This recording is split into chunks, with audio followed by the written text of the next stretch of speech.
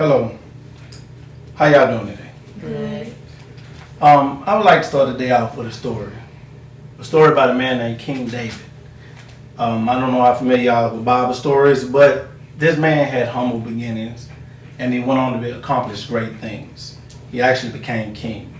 I like to call it from the ordinary to the extraordinary. Which brings me to a similar individual today.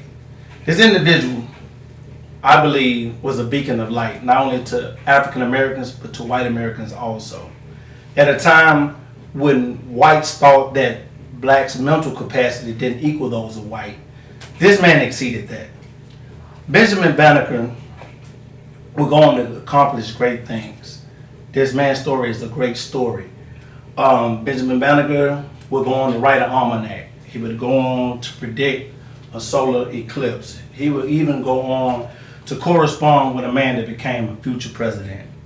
His story is important today, not because of those things. His story is important to us today because this man was an overcomer. He lived at a time where African Americans were predominantly in slavery, and the white populations were either poor or small farmers. But him, with the talent and the skill that he was blessed with, he exceeded those things, and it put him in position in order that he might be able to help himself and help others. Benjamin Banneker invented a clock in about 1753. He actually had got a pocket watch from a guy by the name of Joseph Levi. Now Benjamin Banneker took this pocket watch back home, disassembled it, and he looked at each and every piece and he resized it in order to make his own clock. The gears and the mechanism in the clock probably look similar to this mechanism right here. I myself am a clockmaker, so I'm familiar with what Benjamin Banneker was looking at. It probably looks similar to something like this.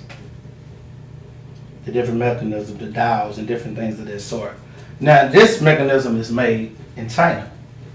Benjamin Banneker did not get his mechanisms from any other place. He actually carved those gears and those mechanisms out himself. When I told you earlier that Benjamin Banneker created the first American clock, he was not the first person to create a wooden clock.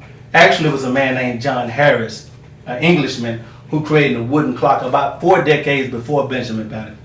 Benjamin Banneker probably didn't know him, and he probably thought his invention was the prototype. But Benjamin Banneker's story is unique, is that he had no previous knowledge of clocks. He didn't have sufficient tools.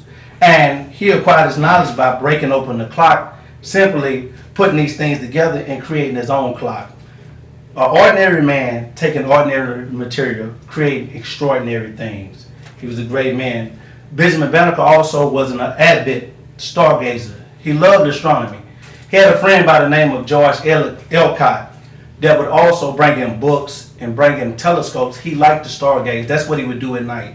When he finished work on the farm, that's what Benjamin Banneker would do. He would go in and he would stargaze. So much so that Benjamin Banneker wanted to create his own almanac. We have right here an example or a picture of what his almanac looked like. This is a picture of Benjamin Banneker. And it said that this almanac was actually a wood face. And the very first almanac was for the year of the Lord in 1795 when he created this almanac. Now he experienced some problems because he wanted to publish this almanac. This almanac, the white men didn't want to publish the almanac because it was created by a black man. But he persisted on, and eventually what we know today is probably the Pennsylvania Society, Maryland Society. Those were abolitionists, people that fought on the side of slaves against slavery. They went on to publish this for Benjamin Banneker. And Benjamin Banneker also, he published an almanac that had to do with farming. He grew up on a farm, so he did precisely with farm issues. When it would rain, droughts, good time to plant, when not to plant, things of that nature. And he also went on in about 1793 to actually predict a solar eclipse. Mathematicians and noble mathematicians, people of that sort, was actually wrong in their prediction. This man got it right. He predicted a solar eclipse, and it actually happened. Very astonishing. Like I said, a man with ordinary material, ordinary man, create extraordinary things. But while he was waiting on this almanac to be produced or to be published, Benjamin Banneker took up a job with a man by the name of Andrew Ellicott, who Thomas Jefferson personally appointed to survey what we know today as the nation's capital. Washington, D.C. is the nation's capital today. Can you believe that a black man actually participated in the surveying of the land of the capital? I don't know how many people are familiar with surveying equipment. This is what you call a theodolite. This is the 18th century theodolite, tripod. It's called a tripod because it actually sits on a table with 3 wheels. This is what they would use to survey the area. And this is more than likely what Benjamin Banneker used to survey the area in Washington before Washington was actually laid. It is said in history that actually Thomas Jefferson appointed Benjamin Banneker to help with this project. An astonishing man. He would go on to send a copy of his almanac to Thomas Jefferson. He refuted Thomas Jefferson on a lot of things, especially dealing with slavery. Thomas Jefferson was the framer of what we know today as the Declaration of Independence. The Declaration of Independence, one of the most famous sentences in the Declaration of Independence is God had endowed us with certain rights. All men were free, able to pursue happiness, and all men were equal.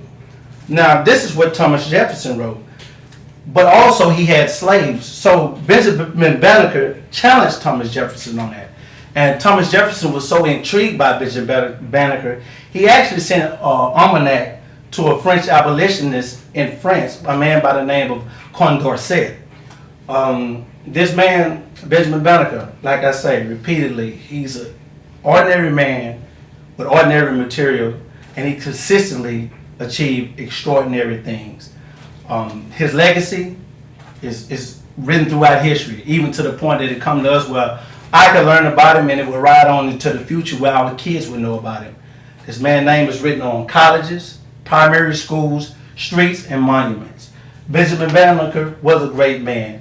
And sometimes, I keep calling him ordinary, and I look back and I think about, me calling him ordinary. Was this man really ordinary? And if he wasn't, it's one thing that I am for sure, that Benjamin Banneker was and truly is an overcomer.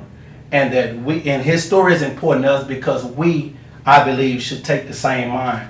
We should be overcomers. Not that we need to be inventors, not that we need to be publishers, and not that we need to predict the solar eclipse, but that we need to be persistent and that we need to exercise our talents. My mother used to say when I was younger that our talents would bring us before kings. And I didn't understand when I was younger what that meant. But now I do. Understand that if you have a talent and you're good at doing something, you can go on to perform for the president, kings, queens, whatever your talent may be. That was Benjamin Banneker. And I would like to aspire to be an overcomer, to be a Benjamin Banneker. Thank y'all. Is there any questions? Anybody have any questions about anything? When you say that he carved it out, where did he carve it? Like for the clock? Where did he carve it out? Oh, he actually carved some of the gears, like I was showing you here. He used wood. His clock is called the first American clock because everything he used was from America. It was not things imported from England or other countries. It was actually from America. He took wood and he actually used tools to carve out each gear. Now, older clocks that were made back in those days actually had the mechanism already made. And all they would do, like I would do, when I make clocks, I'm a clock maker, is that I would take the mechanism and then I would put it in the clock, simply put it in the clock, and the motor is already in the clock, and I would place it in here, and this is what they would do, because it was already made. Benjamin Banneker didn't do this. He actually went and built the clock, the body of the clock, and he built the mechanism of the clock. This is why his clock is called the first American clock, because everything was from and made in America. Any other questions? Where was he born? Benjamin Banneker was born in Maryland. Maryland. This is actually where he's from. Baltimore, Maryland. That's where he was born. Exactly. Any more questions? No more questions. Thank you. Good job. I appreciate your time.